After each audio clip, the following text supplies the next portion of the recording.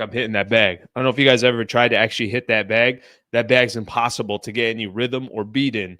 Yesterday, I got called out in the post-game show, basically saying, hey, Sliwa doesn't throw any jabs anymore. Sliwa doesn't come in with his uppercut, his 1-2s, his kind of jab, hook, uppercut, the whole thing. I still got it. I know it hasn't come that often. My apologies. Good morning, everybody. Thank you very much for tuning in. Monday, November 11th, 8 a.m. on the dot. Hope everybody has their cup of coffee. I got my cup of Joe this morning. Steaming or not steaming? Steaming? Yeah, a little steam action. I had to warm it up again. Small company. I don't know if you guys ever heard of it. It's called Starbucks, startup company. I think they just got one location out here in the LA area. That's it. Maybe 2 locations at the most. That's all they got. That's all they got. Hope everybody had a nice weekend. Hope everybody's looking forward to the week. What's today? Today's Veterans Day, so a quick salute to all our veterans out there. For those who are not working today, hopefully everybody's enjoying the day off. But for us on the Sliwa Show, I checked in. I sent an email to the company, to the Sliwa Show Incorporated, and I asked, hey, can I get the day off? And they said, get your ass to work. The show starts at 8 a.m., and we don't want to hear any of your shit. So I came to work. I came right to work immediately. We got a great show lined up, everybody. Great show. So as you guys can see, everything right here. I want to talk a little bit about the Lakers through the first 10 games. I was there yesterday. So I was at the Lakers game yesterday, so got a chance to actually do the post-game show from the arena, which is awesome. I got to be honest with you guys. Pretty freaking cool to do the games, some of these post-game shows from the arena. Badass to do that. So anyway, shout out to the Lakers for giving me an opportunity to do that. I want to spend a little time. So look, when I say assessing the first 10 games, I want to give everybody just kind of a quick idea of what I have in mind when I say that. So assessing the first 10 games, what I'm referring to there, I'm going to spend a little time talking about J.J. Redick through the first 10 games, the stars for the Lakers, LeBron and Anthony Davis through the first 10 games, D'Angelo and Austin Reeves, I'm kind of putting in the same category for the first 10 games, and then the Lakers bench, and then kind of an action item for Rob Pelinka. So we'll spend a little time on that. A lot of Laker conversation today. LeBron was doing something yesterday that kind of stopped me for a second, and I want to spend a little time on LeBron as well. My good buddy, Trevor Lane, Lakers Nation, is going to join in just a little bit as well. So him and I are going to talk a lot of Lakers basketball. So just get ready for a lot of Lakers in today's show. Roki Sasaki, the 23-year-old, 22-year-old phenom from Japan. He's going to be making a decision, it sounds like, pretty soon. I don't think a decision's coming today or tomorrow or anything like that. But the 2 front runners are the Padres and the Dodgers. So I know the Dodgers have been the team that everybody's kind of talked about associated with Roki. And then, and then I had a personal conversation with him. And I said, have you ever been to San Diego, California? You ever been out to Coronado? You ever been out to Point Loma? Could I show you a little bit of the Solana Beach, North County area? You just tell me where you want to go. So he might consider the San Diego Padres because of my pitch to him, my conversation to him. We'll spend a little time on that. And then I got the weekend recap that I'm going to get into as well. Okay. Appreciate you guys hanging out. Thank you for being here. Like I mentioned, Trevor Lane coming up at about 10 minutes or so. Trevor's going to come hang out with us in about 10 minutes or so. Okay. So let's do this. Let's kind of jump into a couple of the topics that I have here, a couple of the topics that I have set up. Lakers through the first 10 games. Actually, let me do this here real quick. How could I be so rude to not take a couple of these comments here before we get started? I got a happy Monday right here. Veterans Day from Craig, 100%. Drew says Sliwa and Trev, fire. Damn right, that's fire. Coming here pretty soon. One-on-one, Echo Park, let me know. Bro, you don't want it. You don't want this right now. You don't want this on a Monday morning. All right, let me keep going here. Report the boss to HR. I tried taking the day off. The boss said, Sliwa, get your ass back into work. There's no time off here. All right, let's keep going here. All right. Good morning to everybody as well. Good morning, y'all. Good morning. Okay, let's get the show started. Let's get the show started here. So 10 games in for the Lakers. and they're sitting at 6-4. By the way, I'm not hating the record. I'm not hating the 6-4 record. The three most impressive, or the most impressive wins that the Lakers have so far this year are clearly their first three games. Played the Phoenix Suns, or played the Minnesota Timberwolves to start out the season, then followed that up with a win against the Phoenix Suns, and then followed that up with a win against the Sacramento Kings. We know they always struggle against. I don't know how much you can take through the first 10 games, but I'll do my best to just give my assessment on this team through the first 10 games of the year. Let me start off first with JJ Redick. All right. So far, if I kind of break these down into categories through the first 10 games, so far, JJ Redick, to me, I like what I see so far. Does he at some point on the sidelines look a little psychotic? Okay. I don't have a problem with that. Does he look like he gets overly frustrated over small things? I don't have an issue with that. Does he look like early on? Remember, this is early on, but does it feel like he has the respect of a lot of his players that are on the roster? Yeah, I think that's fair to say. I don't think that's a crazy assessment to say. Yeah, I think a lot of the players, at least up to this point, like JJ, right? But it's 10 games. You can't have a new coach that is a part of a roster and through 10 games, all of a sudden there's issues. It's the honeymoon phase. And I think that's just, that's going to last for probably half of the season before you start seeing what the team is doing, how they're doing, where they at as far as in the Western Conference. And you kind of add all these different elements that come with it. But so far for me, I'm okay with JJ Redick. I thought it was bold is probably too dramatic of a word, but a couple games ago to tell D'Angelo Russell, why don't you sit over here on the bench? And frankly, I don't really care what you think. I'm trying to win basketball games. And if I feel like that's in the best interest of the team, then that's what I'm going to do. Okay. So far, JJ Redick clearly doing some things that he feels are in the best interest of the team. Clearly has made a decision that this isn't good enough. I remember before the season started, he kind of let everybody know right out the gate, hey, this is going to be our starting lineup. Why? Because they went 18-6 down the stretch last year. So that's why this is going to be the starting lineup. 8 games in, he put JJ Redick, or he put D'Angelo Russell on the bench. So he's already making a kind of a significant change to the roster. And I don't disagree with it. I think he knows this. He knows that he has the autonomy to do whatever the hell he wants. JJ Redick's not going anywhere. And he's not going anywhere for at least a couple of years. And if you're a Laker fan, you hopefully want to see him on the sidelines for a lot longer than that, because the track record that this front office has in recycling coaches, it's not a good look. It's an awful look. But if he's here for 3, 4, 5 years, something like that, then he's doing something right. That means he's winning games. He's overachieving in what he's, obviously what the expectations are. And he's clearly a coach that feels like not only is he comfortable in the seat that he's in, but he should be in the seat that he's in. So far through 10 games, I got no issues with JJ Redick. I think he's got a long way to go, of course, but you can only get that through experience. Okay, let's keep kind of going down the list. So there's JJ Redick through the first 10 games. How about the Stars? How are the Stars doing so far for the Los Angeles Lakers? Anthony Davis has arguably been the best player in the NBA through the first 10 games. I'm not watching Jokic every night. I'm not watching Giannis every night. I'm not watching Luka every night. I'm not watching Steph every night. I'm not. But I know how good Anthony Davis has been so far with the Lakers, how important he's been for the Lakers, how critical he is on both sides of the floor. I don't really think we could complain about Anthony Davis to start out the year. One thing I will complain about, and I'm sure a lot of people can complain about this too, throw some goggles on. This is how many times last year was this guy getting poked in the face, getting poked in the eye, and was having issues. Just throw some goggles on and let's move on and let's call it a day. He's got just too many. If there's one knock on Anthony Davis, the one thing that I've noticed in the last 3-4 games or so, dude's on the floor a lot again. He's 100% kind of that. I'm going to give you an example. And listen, there's no way to comp this, but I'm at the game yesterday. Anthony Davis gets hit in the face. He's obviously down. He eventually goes to the locker room. He doesn't come back. Bron gets elbowed. I think it was Jakob Poeltl who elbowed him.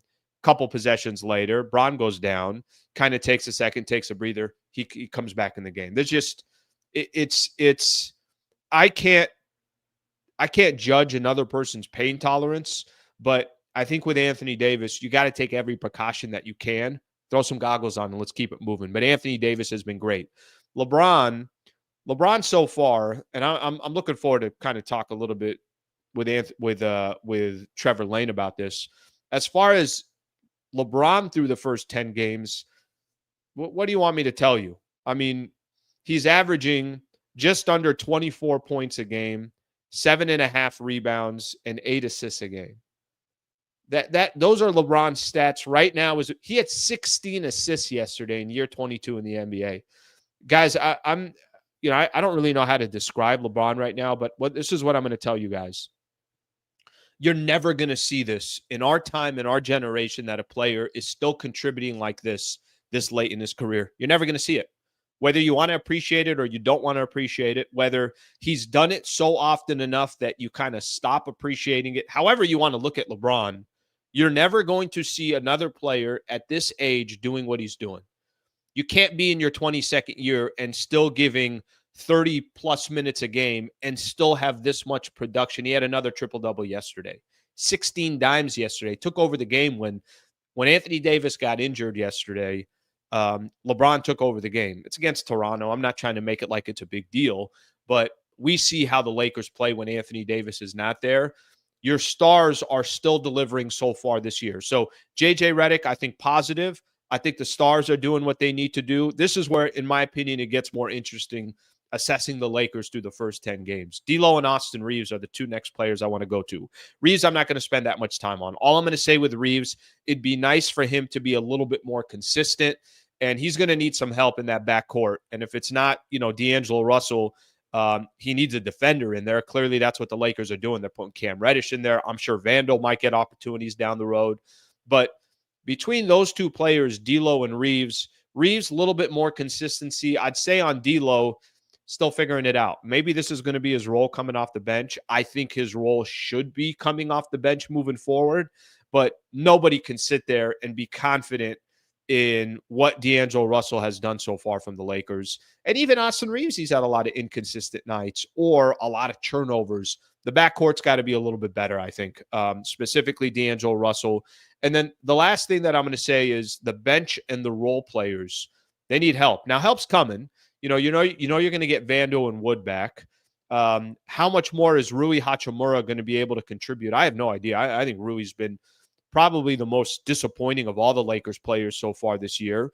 But the bench could be, if you plan this out the right way, it could be D'Angelo Russell, Gabe Vincent, Jared Vanderbilt, Christian Wood, Dalton Knecht, and Jackson Hayes. Now, they're not going to go 11 deep, but that's if Cam Reddish stays in the starting lineup. I think so far your bench has some opportunity to be a lot better just because D'Lo goes there and naturally you just get healthier. But this team through the first 10 games to me is pretty good. A little bit better than average. I hated that road trip to go 1-4, and a couple of those games they were just getting smashed in. So I think through the first 10 games it's been okay. 6-4 is okay. But if you told me that, hey, this team is fine, they don't have to do anything, they don't have to go out and make a move, the front office is just fine, yeah, that's definitely not the case. I'm at the game yesterday and saw Rob Pelinka, and in my head, I'm like, this guy's going to have to make a move. I don't know what he's going to make, but he's going to have to make some move at some point, just, for the mere fact that that's just going to be how it goes with the Lakers, that if they really, really want an opportunity to contribute, to compete, I just don't think this roster, the way it's assembled right now today, is going to be the roster that goes out there. All right, I'm going to shut the hell up here. Why? Because the man, the myth, the legend, himself, Trevor Lane, Lakers Nation. Hey, Alan. Thanks for having me on. How are you doing? Well, good, buddy. What's going on with you? Oh, not much. Just, living in victory. The Lakers picked up a win last night, so happy to see that one. And, hopefully they're about to get things back on track here. After I heard you talking about it, that road trip, that was rough, man. Yeah, no, the road trip, I think what the road trip did, Trev, and you tell me, but I think that road trip kind of brought everybody back to reality, right? They start the season out 3-0, and I think there was fair excitement to be 3-0, and Mm-hmm. the teams that they beat, we know how bad a starts that the Lakers have gotten in the past. So I think that road trip was fair to be excited about. But okay, so you, my friend, are one of my favorite people to talk Lakers basketball with. I know a lot of Laker fans obviously love your opinion on the team and everything else. I was kind of just giving my assessment there over the first 10 games. What's give me some of the things that stand out to you from a positive perspective and some of the things that are a little concerning for you through the first 10 games of the season. Well, the feeling is certainly mutual, Alan. Always enjoy talking Lakers basketball with you. But 10 games in, I guess starting with the positives, you got to like that they're 6-4 right now, given the teams they've been playing. Yes, they shouldn't have dropped the game to Detroit, and that's really the disappointing thing. They could be 7-3 right now, and then we'd be even more excited about where they're at. The positives, Anthony Davis, I think if we had to vote right now, is the league MVP. I think if we had to vote right now, Anthony Davis is the MVP of the NBA. Long way to go, and he's got to stay healthy. But right now, he is playing at that level. That's really exciting in and of itself. You're getting that version of Anthony Davis. You could be a team that can beat anybody on any given night. LeBron James, does he look 40 sometimes? Yeah, sometimes he looks 40, but he can still contribute at a very high level. The assists have been fantastic. He's throwing Magic Johnson-esque passes, at least one or two a game every single night. LeBron, you're still getting good production out of him. JJ Redick making the same change that Darvin Ham made, putting D'Angelo Russell onto the bench in order to bring in Cam Reddish. It's worked so far. And while JJ has done everything to distance himself from Darvin Ham, basically done the opposite of Darvin Ham most steps of the way up to this point, I do wonder if just the system being different is going to allow this to work more long-term, or if Cam Reddish winds up being, and by the way, Cam has been great. I don't want to take anything away from him, but I wonder if this is a precursor to a Jared Vanderbilt starting five, or including him in the starting lineup in that slot whenever he does eventually come back. On the downside, well, the transition defense, it is awful. We heard it last night. Ochai Agbaji at halftime said something to the effect of, we know they don't want to get back.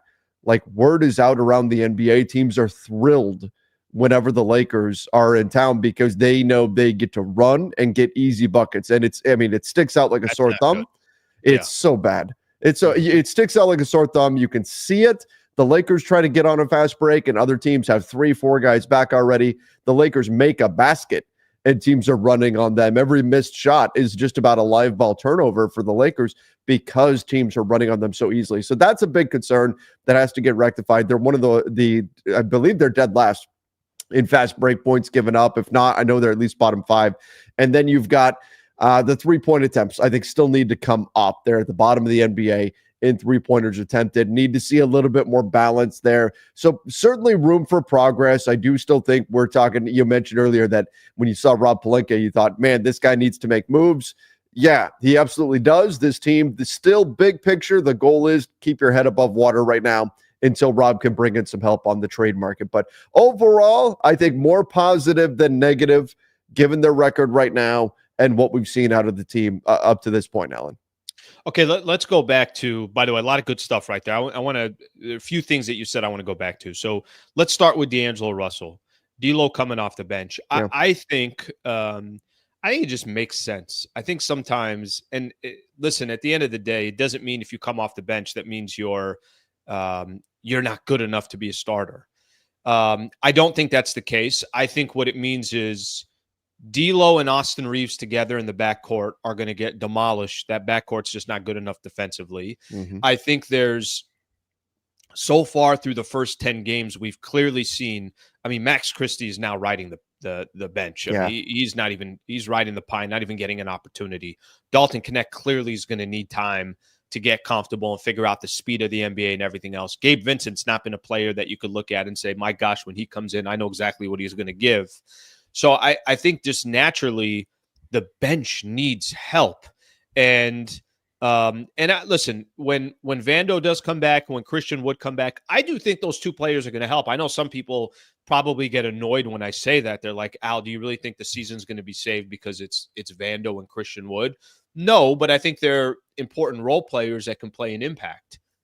Do you think the D'Lo idea of bringing him off the bench, do you think this is long-term? Do you think D'Lo is comfortable with this? He could say all the right things after the Lakers, beat Philadelphia without Joel Embiid and without Tyrese Maxey, and that he's egoless and he checks all that stuff. He can say all the right things, but in a month from now, is D'Angelo Russell still on the bench, or do you think he's back in the starting lineup? And what do you think of the move short-term and long-term? I think barring injury, he's still on the bench, especially with the return of Jared Vanderbilt coming too, because it's always possible. And I don't want to put this on Cam Reddish because he's been playing great and I want to see it continue. But we've also seen this. We saw it last year where he starts off strong and then he kind of fades away and then you have to make a move. But Jared Vanderbilt returning, I think, gives you the opportunity to keep the same effect potentially if Cam falters. Again, hope he doesn't.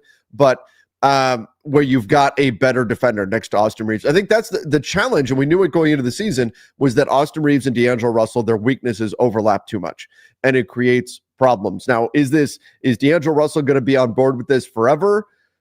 We'll see. He's in a contract year. Guys who are seen as the sixth man tend to not get paid as much as guys who are starters.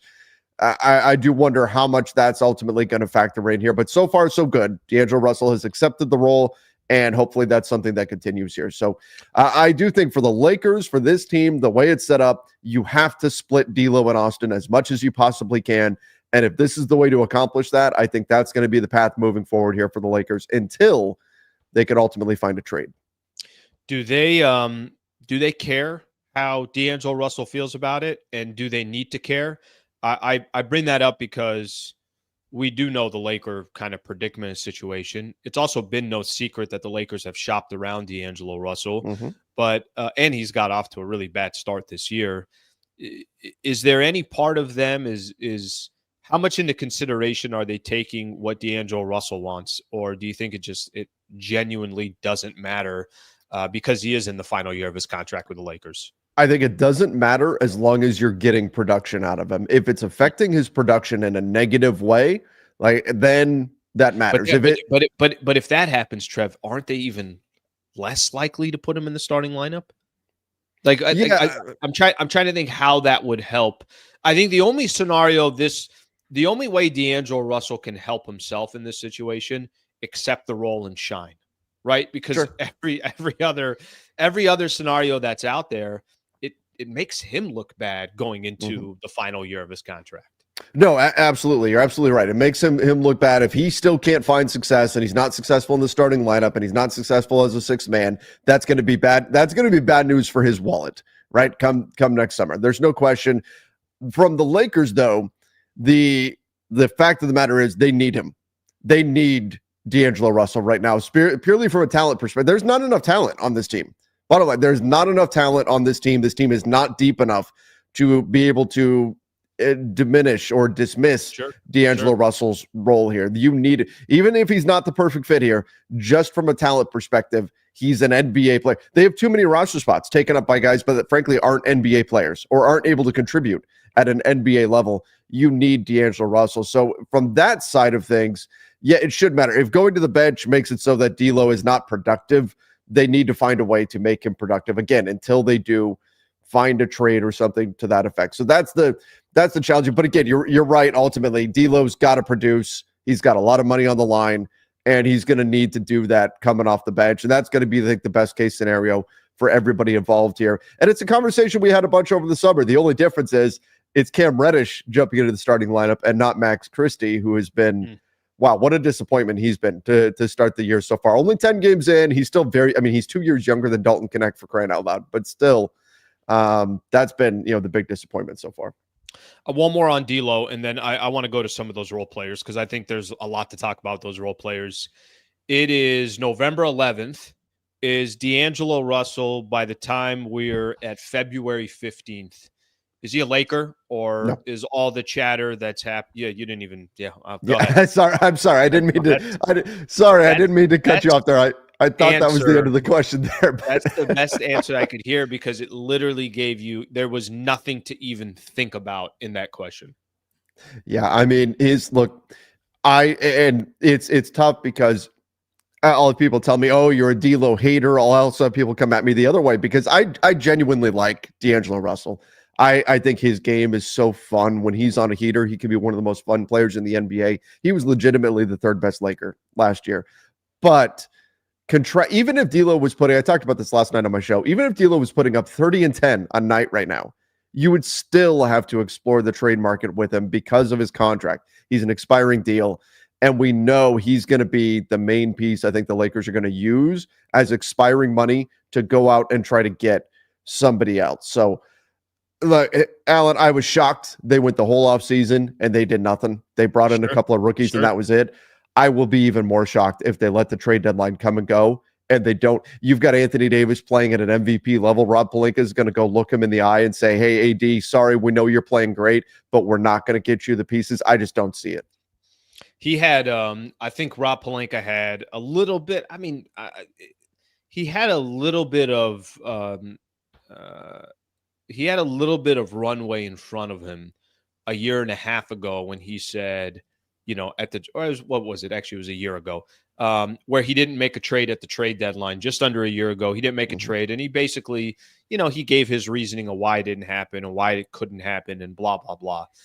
They were coming off making an appearance in the Western Conference Finals. In the summer, I think it threw everybody off that they didn't make a deal. And I guess this is the line he used at the trade deadline last year was, "You can't buy a house that's not for sale." He doesn't have, there's nothing in front of him at this point, because I think no matter what, if your thought process is, well, I have LeBron, I have Anthony Davis, clearly they are still trying to win right now.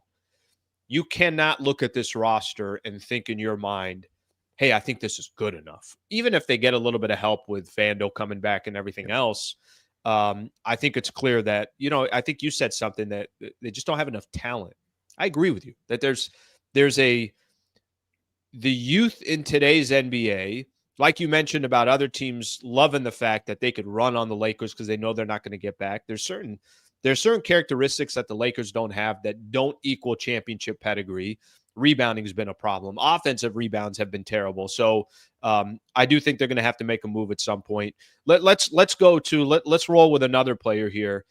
I would not stop mentioning Rui Hachimura to start the season. And I spent a lot of time. I really, really believe this, that he's a very important piece. Maybe not as important as D'Lo, maybe not as important as Austin Reeves, but he's got too good of a skill set, too great of size. He signed a 3-year deal with the Lakers. He's obviously taken up some money on the salary cap.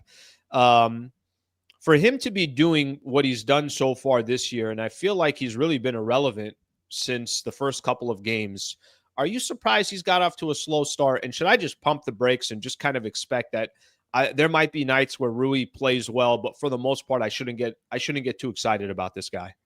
Yeah, so with Rui, and by the way, this is maybe a bigger picture topic, but all the guys the Lakers have paid essentially have underperformed. When we talk about D'Angelo Russell, we talk about Rui Hachimura now, Max Christie, Gabe Vincent. These are all the guys who've underperformed right now, which is not good. That's not a good spot to be in when the guys that you've shelled out the bucks for are the ones that are not producing. But Rui Hachimura, you're absolutely right. So JJ Redick coming into the season had a goal for Rui, and that was like, "Hey, you're a big dude. You're 6'8", you got a 7'2", 7'3" wingspan. We need you to help us on the boards. We need you crashing from the corners." JJ Redick talked about it a bunch of times. "We need you helping us on the glass." And so you immediately, when you look at Rui, you see, oh, okay, he was in double-digit scoring the first 4 games of the season. He had 18, 14, 18, and 20. Since then, the 5 games he's played since then, single digits every single night. And that's an issue in and of itself. That's an issue right there. But the problem really is the rebounding. He went from putting up 7, 9, 10 boards to 5 or 4 boards in each of the last 5 games. That's just not enough out of him. Now, he did get sick.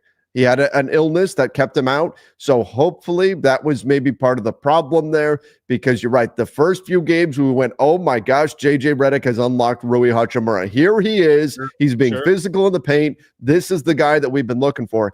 And now he's reverted back to being kind of last season's Rui, which is still a good player, still a playable guy on an NBA roster, but not the difference maker that you need him to be. So we need Rui to go back to being the guy that we saw the first 4 games of the season. And I don't know exactly how you get that back, but he's sort of regressed and turned back into last season's Rui over the last few. Yeah, I my confidence level, I think, in Rui, and by the way, watching him play, his confidence level, like you take the way you feel is the way a player makes you feel when you're watching him. Mm-hmm. And I think Rui, just too many times, I think there's some second guessing. I think there's shots that he takes, and is he confident in taking that shot, or are they just telling him, well, just take the shot? But do I believe he thinks he's going to make it? A lot of standing around sometimes, too much dribbling at times. He doesn't look comfortable, and that part is a real disappointment. And that's a great way for you to put it. And I sometimes forget that, Max Christie got paid, Gabe Vincent got paid. I talked too much probably about Rui getting paid and some of these other guys, but that's 4 guys: D'Lo, Rui, Gabe Vincent, and Max Christie, where your investment in all 4 of those players right now, not looking like great investments. Now, we'll see obviously how things change and what happens, but Rui's got to be something, and you can't have games. And last night, I think, is just one example of many examples. And I would give Rui the benefit of the doubt. The problem is, it's not like this is the first time we've seen this from Rui Hachimura. He's had moments where there are games where you're like, oh my gosh, this guy, he's fantastic. Look at the way he's contributing. Look at the way he's such a big part of this team. And there's other times where I'm like, why is Rui in the game? Or if Rui's on the bench, I don't even notice that he's on the bench. So obviously can't have that happen. I know Rui's been a kind of a frustrating one for a lot of Laker fans. You mentioned Max Christie. Did we just, man, I've done this now 2 years where I think I fell into the overhype of Max Christie, saying, no, this is going to be the year. And, a lot of Laker fans would blame Max Christie's lack of development on Darvin Ham. Well, he's not giving him a chance, and he's got to get more opportunities. JJ Redick has pretty much decided, I'm going to have Max Christie sit right next to me. And this is when the Lakers are pretty thin. If there's a time where you think Max Christie can get opportunities, you would think now's the time. What have you noticed with Christie when he's in games, and why do you think he's all of a sudden sitting on the pine? So, I mean, it's a huge red flag that, given how thin the Lakers are right now, he can't get on the floor, that he's out of the rotation, and rightfully so. And that's not JJ's making a mistake here. That's JJ, and like JJ is making the correct assessment. He's not been good. It's certainly concerning because, again, you just gave him this is where like the player options really hurt, but you gave him a 4-year deal with a player option at the end of it. And now, again, it's only 10 games in. He's 21. Like maybe just turned 22. So he's extremely young, younger than Dalton Connect. Still plenty of time for him to develop, but it's just been bad from him. And I think you've got a few problems. Defensively, he's been okay, but not quite as good as you would hope him to be. But you can see where right now, as a decision maker, with the ball in his hands, when it comes time to attack a closeout, put the ball on the floor, and maintain an advantage. LeBron drives, kicks out to Max Christie, defense scrambles, gets out to him. He needs to put the ball on the floor, get past his man, look up, and then either find the shot or find the pass that's going to maintain that advantage as another defender drops into the paint to stop him. He's been really bad at that. He's really struggling with his decision-making on the offensive end, and that's been a big problem because that's what teams – it's rare in today's NBA, or rarer than it used to be, that you see a simple drive, kick, wide open shooter. Teams have recognized that more, and they're cutting off that first driving kick. It's multiple driving kicks in order to get to the point where you get the open look. And Max has not been able to accomplish that. And so that's certainly problematic for the Lakers. And we look at how why is this team not a championship contender right now? If you have a guy playing at an MVP level, you have LeBron James, why is this team not a championship contender? It's because Max, D'Lo, Gabe, Now, Rui, the guys you've paid are not living up to expectations. JHS, that's it. So there's 4 guys who, if they're different players right now, are playing at a higher level, and if they're NBA rotation level role players, that changes a lot for this team. JHS, wasted draft pick, right? You declined his third year, which is really 100%. Rare. You declined his 3rd year option. There's 5 guys that should be producing at a higher level, and that's why this team looks so thin right now. Max, of course, being a big part of that because you paid him over the summer to be this guy. Alan, I see a lot of people making the THT comparison because the Lakers, and they did the same thing. They paid Max for what they think he's going to be rather than what he's done. The big difference being, man, Max Christie's skill set, it's a perfect fit in today's NBA if he can do it at a high enough level. That 3-and-D can defend multiple positions type wing. He's just not been good enough out there. And I hope it clicks at some point, because if not, that's going to be a bad contract real quick if he doesn't turn things around. Again, it's way too early to say that's definitely going to be a bad contract. But yeah, not been good so far for Max Christie. Yeah, listen, I think there's a couple things to take off of that. You mentioned Jalen Hood-Schifino, and I think, right now you're seeing this. I start looking at the front office, and you're right, that number 17 pick was a wasted pick. A lot of people are excited about Dalton Connect. Fortunately for the Lakers, kind of fell to him. He fell to them at number 17. But these little moves that you make either in the offseason or you make through trades, or you end up signing guys, or you end up extending guys. Yeah, that could be the difference of you get 1 or 2 of those wrong. Mm-hmm. That could kind of bring your season to a halt. It can. Or you get 1 or 2 of those right. Now, all of a sudden, you find yourself as a real contender in the Western Conference. You could look at some of the moves that the Mavs made last year at the trade deadline. And those weren't blockbuster moves, but it was those small moves that then got them to where they did. If I give the front office credit, the year that the Lakers went to the Western Conference Finals, they made some small moves, or you call medium-sized moves or so. And it's not just all doom and gloom for the Lakers front office, but you can't go 0 for 4 or 1 for 4 with some of these players that you have, because that's going to stick with you. Some of the depth that you're mentioning has a lot to do with it as well. And I think what you said, the 6-4 record is not a bad record. I don't think anybody's looking at that and saying, oh my gosh, the world's going to, by no means. That's not the point, but it's when you're watching, what do the games look like? And are there some red flags that are out there that you're going to be concerned about? Okay, well, what's that going to look like 20 games in, 25 games in, 30 games in? So we'll have to see. 10 games is such a small sample size, but I think it's fair to mention it. Let's talk LeBron here for a quick second. So, I don't know what your interaction is with Laker fans when it comes to LeBron, but he's obviously he's been around and in front of everybody's faces for 20 plus years. As polarizing as it gets, people want to mix LeBron with everything. They want to mix politics in there. They want to mix everything. Put all that to the side for a quick second. I don't think we're ever going to see what we're seeing, and I don't think we're ever going to appreciate what's happening right now. Tell me another player that's going to play 22 years in the league, and in his 22nd year, he's still putting up numbers that are better than other all-stars in their prime. I'm not telling you LeBron is still perfect. I'm not telling you LeBron is chasing down guys and he's locking people up on the defensive side. I'm not telling you he doesn't have mistakes and things along those lines. He had 16 assists yesterday. He had another triple-double. He's still getting to the basket almost whenever he wants. He's still shooting over 50% from the field. Will we ever see anything like, again, I'm just saying at this stage of his career, at this age, I don't think we're ever going to see this again. I don't, we don't have anybody to compare to. The only person we compare is Vince Carter. Vince Carter wasn't doing anything because he's not supposed to be doing anything in his 22nd year in the NBA.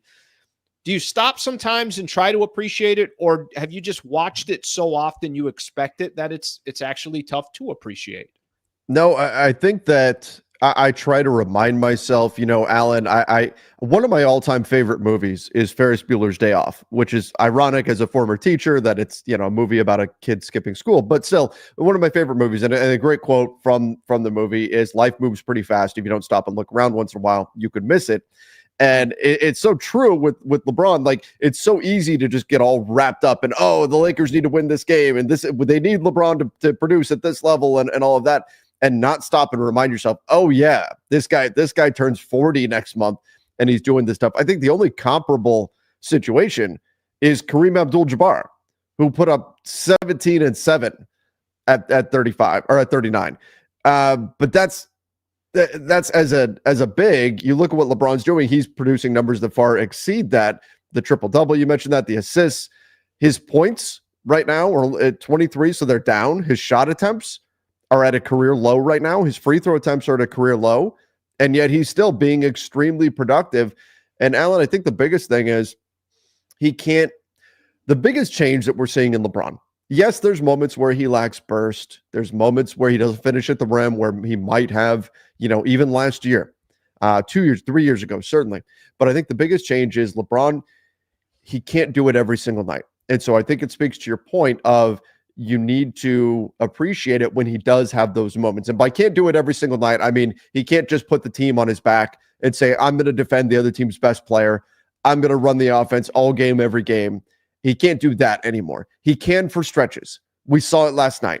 I thought he changed the tone of the game. He got a big rebound against the Raptors, went flying in, and we went, oh, there's that guy again. Drove down the floor, kicked it to Dalton Connect for a corner three.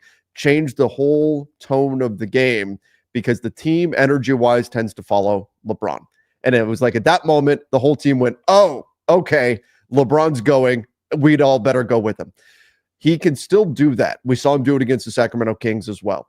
He could still do it. He just can't do it every single night. Sure. But so it just makes it all the more important that when he does do stuff like that, when he does the otherworldly things, that we appreciate it, because like you said, he is an all-time great. Whether you want to call him the greatest ever or not, it's polarizing and all that. Bottom line, he's one of the best players to ever play basketball, and he can still do some amazing things out there. And it's important that we stop and take notice of it, because sooner rather than later, he's not going to be there. And so you got to appreciate this while you can. Trev, I know you're a huge NBA fan in general, and you're watching a lot of the games. Just seeing what you've seen so far, the Western Conference, a little bit interesting. I think am I a believer in the Phoenix Suns? I'm personally not. They're 8-2, so they've got off to obviously a good start. Looks like KD is going to miss some time. The Thunder, no surprise at all. They're going to be, right in the thick of things. Golden State off to an 8-2 start as well. Mm-hmm. Just looking at the Western Conference, what are some of the things that have stood out to you so far to start out the year? Some teams that you're impressed with, some teams that you're disappointed in. What has kind of stood out in the West? So Denver is a team that I'm a little bit concerned about. Now, they're on a 5-game winning streak, so they're starting to ease some of those concerns. They found a way to get some big wins. They got a win against Dallas. They got a win against Miami. They beat OKC. Like they're starting to rack up some quality wins and finding ways to get that done. So some of those concerns are starting to ease up a little bit. I still think they lack the shooting that they need ultimately. OKC, my goodness. Can we just delete the injury bug? Can we get rid of this? Because OKC just lost Chet Holmgren. They're already without their other two bigs, Isaiah Hartenstein and Jalen Williams. And now Chet Holmgren, that was a nasty injury last night. He's going to be out for at least the next 10 weeks. I still think OKC is the cream of the crop in the Western Conference, but how they manage this injury situation is going to be really important to where they ultimately finish in the season. Golden State has been the big surprise with how good they've been. Their depth has been noticeable. We talk about how the Lakers have a bunch of guys who are performing below what their contract says they should, in terms of the amount of money paid out to them. Golden State has the opposite. Golden State has guys that are performing above what their contract would suggest. That's what you need. The Dallas Mavericks sitting below the plate. I guess the big thing, Alan, it sucks to be in the West. That's the bottom line. Because you look at the Eastern Conference, Alan, there are two teams in the East with winning records total. Oh my gosh, Boston and Cleveland? And that's it. The Indiana Pacers are 500. They're the 3 seed. The 4 seed is the Orlando Magic. They're 5-6.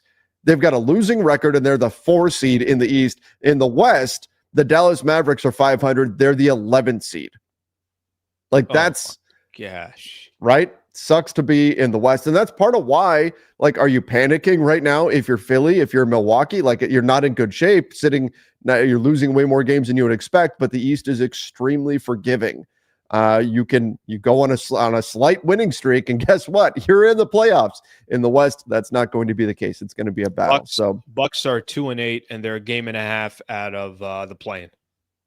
2-8, game and a half out of the play-in. Well, that look, I think that's why for me it has less to do with necessarily the standings. It's more, how does your team look against some of these some of the better teams out there in the Western Conference, or some of the more talented teams, is the goal. And we'll kind of close it off with this. And I, of course, this, appreciate your time every time you come on the pod here, but is the goal for the Lakers, is it just as simple as, can you avoid the play-in in the regular season? And if you think they were able to accomplish that and everybody's healthy going into the playoffs, is that the goal, or a little bit more greedy there? You're trying to get into that top 4. What do you think is the right goal in the regular season for the Lakers? So for me, the goal right now is to stay in the playoffs. Stay out of the play-in if you can. Now, that bar may raise if Rob Pelinka can make moves, plural moves, by the trade deadline. That can certainly raise that bar. But right now, and that is, see, here's the thing. I get people that will try to dismiss the Lakers and saying, oh, they're a play-in team. Well, that's obviously a very different thing if you're in the West versus if you're in the East. If you're in the East and you're a play-in team, well, that's a pretty bad sign, right, in terms of your overall quality as a team, given the state of the Eastern Conference. If they were in the East, we'd be saying they should easily be above the play-in line and in the playoffs proper. In the West, though, if you're a play-in team, you could still be a really damn good team and be in the play-in. But nonetheless, I do think the goal is to stay above that play-in line, not have to play in the play-in tournament in order to get where you want to go, because that's going to mean, if you're above the play-in in the West, that's going to mean you were better than some really damn good teams. You look at who's in the play-in right now. It's the Minnesota Timberwolves, the Sacramento Kings, the Dallas Mavericks are not even in the play-in right now. Right. And they were in the West Finals last year. So that's the goal. Stay above that play-in line right now. And if you can do that, then that says a lot about your overall quality. Trev, I'm just going to throw these in here. I got people saying that we're a great team, and then I have other people saying we should play against each other. So I don't know which one. I don't know if we're in the backcourt together. You might be Reeves. I might be more D'Lo right now. I get traded at any moment. Alan, I think your position is solidified. Mine, they're like, let's bring this dude off the bench and let's see what we can get for him in an expiring contract. Alan, you and I have been talking Lakers basketball. I was thinking about this morning. I think it's been 9 years now that you and I have been talking Lakers basketball. And we've been talking about, I think almost since day one, we've been talking about playing. We're getting too old, man. I'm getting to a point where our one-on-one is going to turn into a game of horse at this point. Yeah, I've gone, I didn't do it the last couple of weeks, but I spent some time shooting around. I just go out there, I throw my headphones on, I go shoot around. I'm like, hey, it's Slee, not bad. And then 11 shots in, I'm like, I'm kind of breathing hard. Right? There isn't even anyone in front of me, and I'm already breathing hard. So, all right, buddy. Well, I appreciate your time as always. I know we'll do this again soon, but thank you for taking the time this morning, hanging out, talking some Lakers basketball. Of course, a lot of Laker fans appreciate it as well. So thank you, bud. Hey, thanks for having me, Alan. Appreciate it. Yeah, all right, man. Have a good morning. It's Trevor Lane right there. Trevor Lane right there. It's a good man right there. Yeah, I don't know why everyone wants to see me and Trevor play against each other. I mean,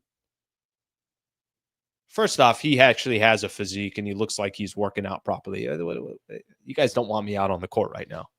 Unless we're at crypto. If we're at crypto and I'm on that corner 3, freaking watch out. Okay, good stuff right there. There are a lot of comments here, and I start a lot of them just because I know that just kind of some of the conversations that we were having. But let me just kind of go through a few of these.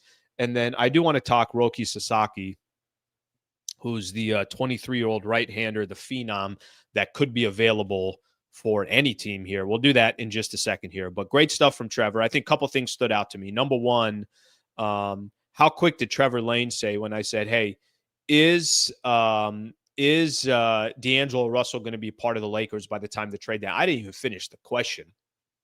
And Trevor was like, no, he's not going to be a part of the Los Angeles Lakers. And that just kind of shows you, how most people feel about about D'Angelo Russell, how most people feel about him. And it also tells you a lot about just kind of how the fan base feels about him as well. I don't think it's no secret that he's probably not going to be a Los Angeles Laker.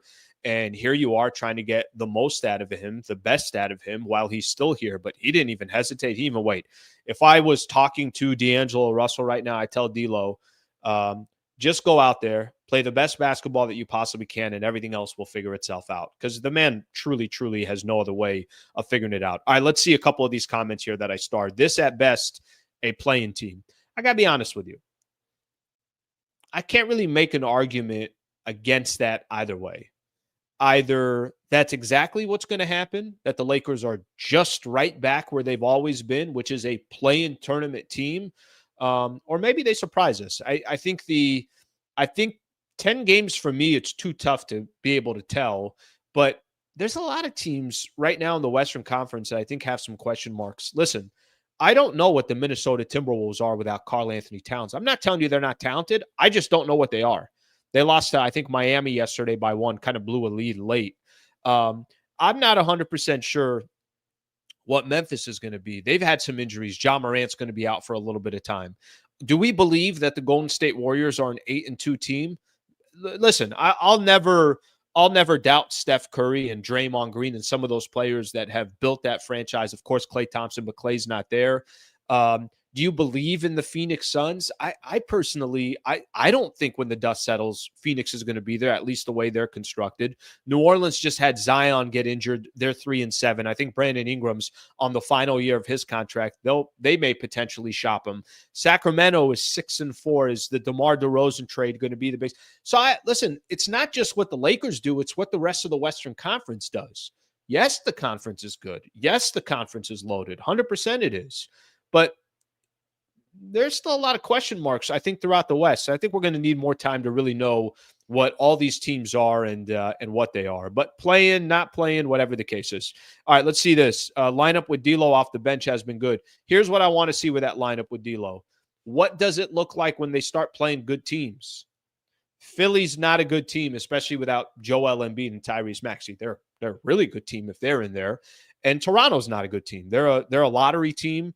They don't care about winning right now. Scotty Barnes is on the bench. Bruce Brown is on the bench. They have some good players that are sitting on that bench. So, we'll have to kind of wait and see. All right, let's see what we got here. MIA Max Christie. I got to be honest with everybody, man. That one threw me off. That one threw me off, the Max Christie this year. I mean, this guy's not even getting – I like what Trevor said too. Trevor's like, listen, not only is this guy sitting on the bench, he should be sitting on the bench. Max Christie to start out this year, we kind of start getting that hype machine going on some of these young players. And it's Max Christie, it's Dalton Connect, but we'll stay with Max Christie. I kind of forgot that he signed a 4-year deal, $8 million a year, $32 million with the Lakers. I forgot. I genuinely forgot. And yeah, he's not a player that's just, hey, well, if it doesn't work out, it doesn't work out. No, you paid him for it to work out. And I think for those who are looking for, and I've seen this in some of the comments, that there isn't enough criticism on the front office. There isn't enough criticism on Rob Pelinka. I don't know if I agree with that. I do feel like there's always a chatter and conversation about Rob Pelinka. Is he doing a good job? Is he not doing a good job? I think there's always been conversation around that. So I think there's always going to be pressure on Rob Pelinka. I think the 5 contracts that Trevor Lane pointed out, by the way, that slapped me right across the face. You got Gabe Vincent making $11 million a year for 3 years. You have Max Christie making $8 million a year for 4 years. You have Rui Hachimura making $17 million a year for 3 years. I know some of these contracts were already a year in or whatever the case is, but I'm obviously pointing them out. You have Jalen Hood-Schifino, who you literally have said, we screwed up that pick. We're not paying him next year. Then you have other guys that, the Cam Reddishes of the world, Jackson Hayes. You gave all these guys a player option, and they all opted into that player option because there wasn't anybody else. There weren't any other teams that were lining up to sign them. So for those that don't think we're critical enough on Rob Pelinka, I'll listen. I'm gonna say it how it is, and if I feel like Rob Pelinka is not doing a good job, what do I care? I mean, there's nothing to sugarcoat here. You just say these are the areas I think Rob Pelinka has done a good job in. These are the areas where clearly Rob Pelinka has not done a good job. But this roster this year, coming into where we're sitting, by the time you get into that trade deadline, this roster is not going to be good enough to go accomplish what the Lakers are hoping to accomplish. All right, that's one I thought was interesting. Why can't the Lakers find someone capable like Andrew Friedman, not a small market? Yeah, I mean, listen, here's the reality. I think there's certain franchises out there, when you have the type of resources that the Lakers have, and they have every resource that you could think of, they're as popular of a team as they are. I think there's always that thought process of just hand the keys to the best one out there and get the hell out of the way. And frankly, that's Dr. Jerry Buss. Dr. Jerry Buss would hand the keys. Here's Jerry West. Here are the keys. I'm going to get the hell out of the way. Pat Riley, I'm going to get the hell out of the way. Phil Jackson, I'm going to get the hell out of the way. That I think was part of the genius of Dr. Jerry Buss. I'll step in when I need to, but for the most part, I hand the keys to the best and I get completely out of the way, which is frankly how it should be. All right, let's see what we got here.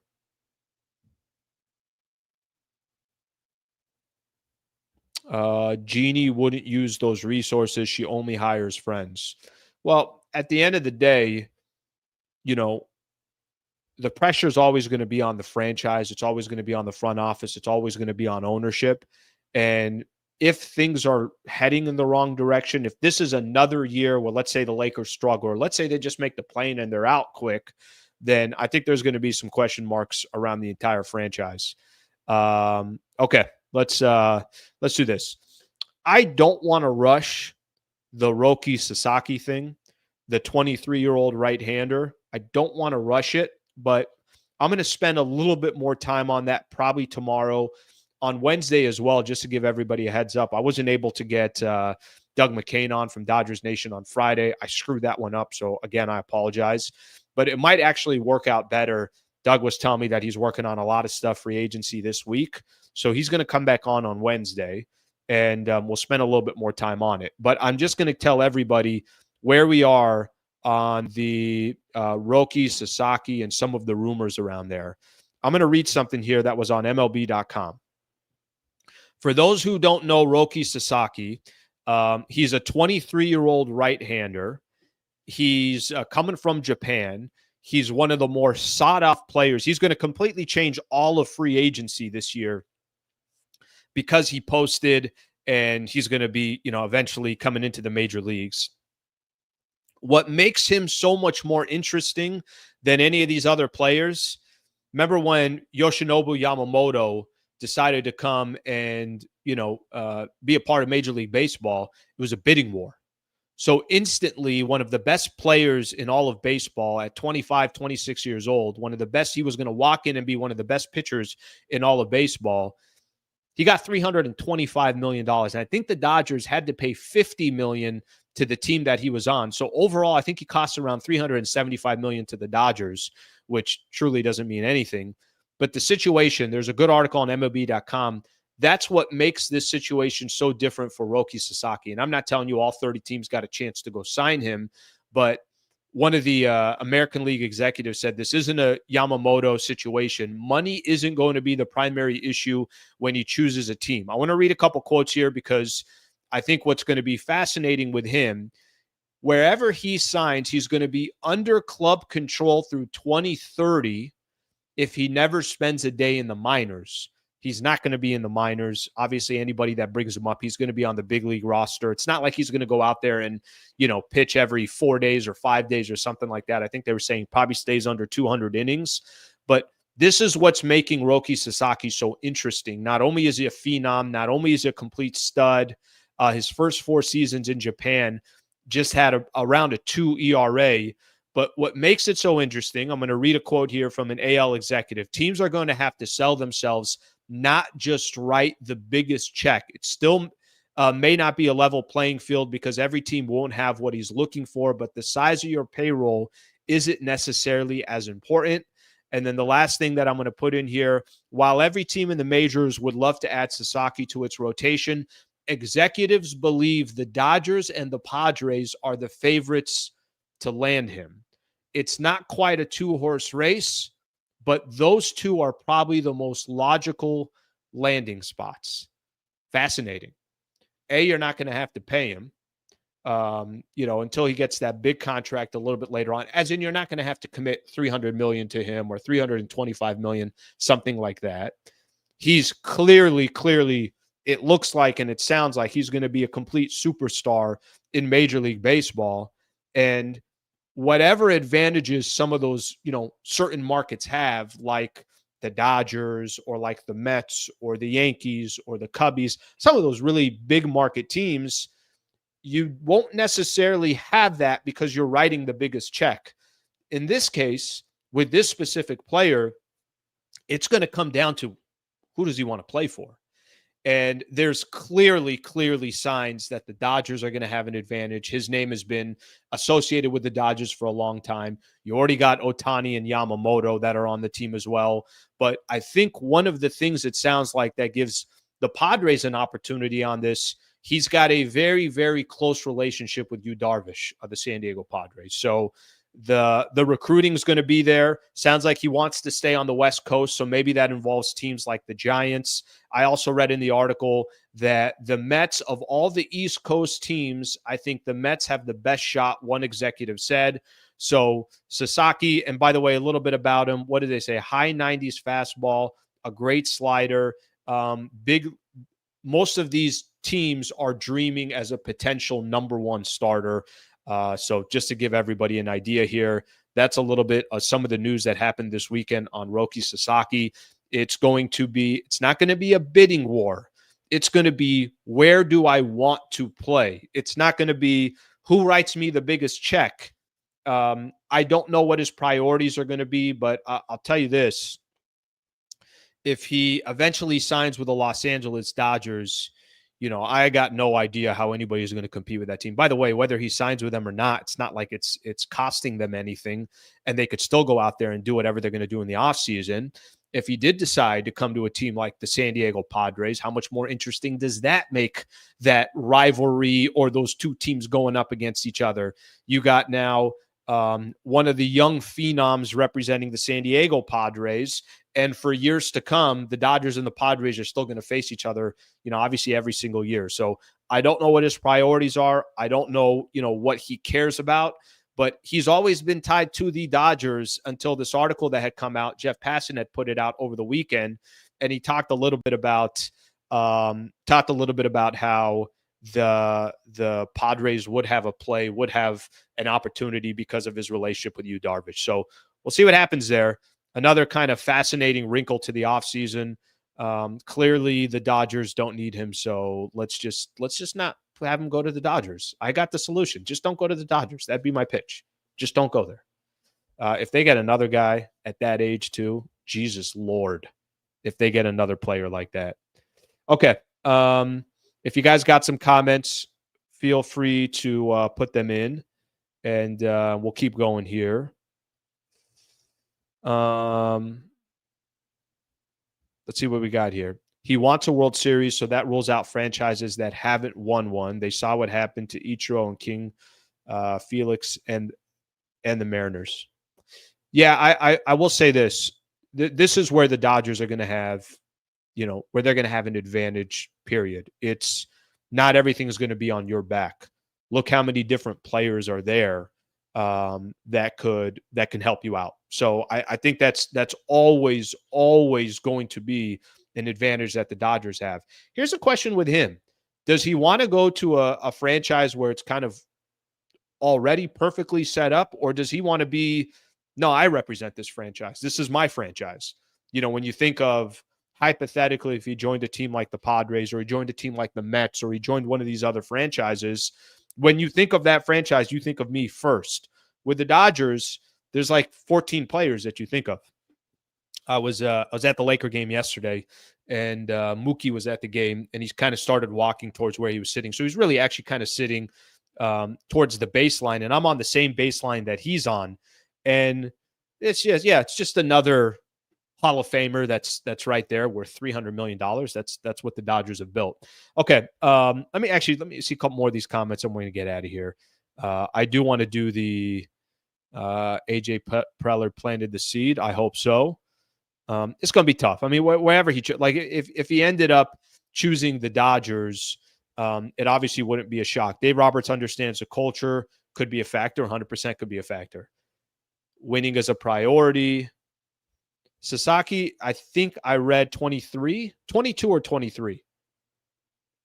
So we'll see. But if this dude's already being considered to be an ace at this young of an age, I mean, I don't know what to tell you, but they are cropping some freaking stars out of Japan right now. All right, let's get to a weekend recap real quick, and then we're going to get the hell out. I'm working overtime. Today, everybody's supposed to have – the banks are closed today. Why am I even in today? I submitted my request for the day off through our HR department. I got an email right back saying, get your ass into work. Okay, quick weekend recap. NFL, some really good games yesterday. Steelers versus Commanders comes down to the final game. I love it's so random to see the Commanders actually being a really good team. Solid game, came down to a 4th and 1, and the Steelers, Russell Wilson draws one of the old linemen offsides. The Steelers shockingly playing some great football right now. If you look actually at the standings, it's kind of interesting to see this. Who would have thought the Steelers 7-2 in the AFC North? So they're balling out. Lions and Texans, badass game yesterday too. Does somebody want to explain to me? Laker game was going on, so I was just kind of watching the game in the background while the Laker game was happening. Jared Goff threw 5 interceptions and they still won a game. Dude threw 5 interceptions and they still won a game. I don't think I've ever seen that before, but Texans still in good shape. They're sitting at 6-4. I hate to say this, but here's a team that's quietly playing some good football. And, let's just say coaching probably matters in the NFL. The Chargers are 6-3 now under Jim Harbaugh, and they're positioned really well to, obviously grab one of those playoff berths. So something to keep in mind there. Rams hosting Miami tonight, Monday Night Football. How about just real quick on the NFC West? The Cardinals are ahead of the division at 6-4. San Francisco is 5-4. The Rams are 4-4. If they win tonight, they're 5-4, and Seattle is 4-5. All these teams are within, it looks like, a half a game to a game, something along those lines. So there's a little bit of NFL action there. The only thing I'm going to just throw in there from the weekend recap is college football. Top 5 schools in college football. It's Oregon, Ohio State at number 2, Texas at number 3, Penn State at number 4, and Indiana at number 5. Watch Georgia get their ass kicked over the weekend. Why can't I be at that game? I want to be at a Georgia at Ole Miss game. But that was a fun game to watch. Now Ole Miss is at number 10, Georgia's at number 11. And then the Bama versus LSU game, Alabama just basically said, guys, come on, it's Alabama.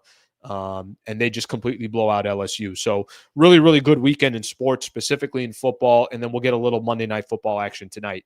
All right. Do I see any more comments here we want to get into, or are we done? Are we done? Rams versus Chargers Super Bowl. Coaching, man. Coaching matters. Simple as that. Chiefs are so overrated. Here's why they're not overrated, is because they have Patrick Mahomes. They're 9-0, and they've won 3 Super Bowls with Mahomes and Andy Reid. That's why they're not overrated.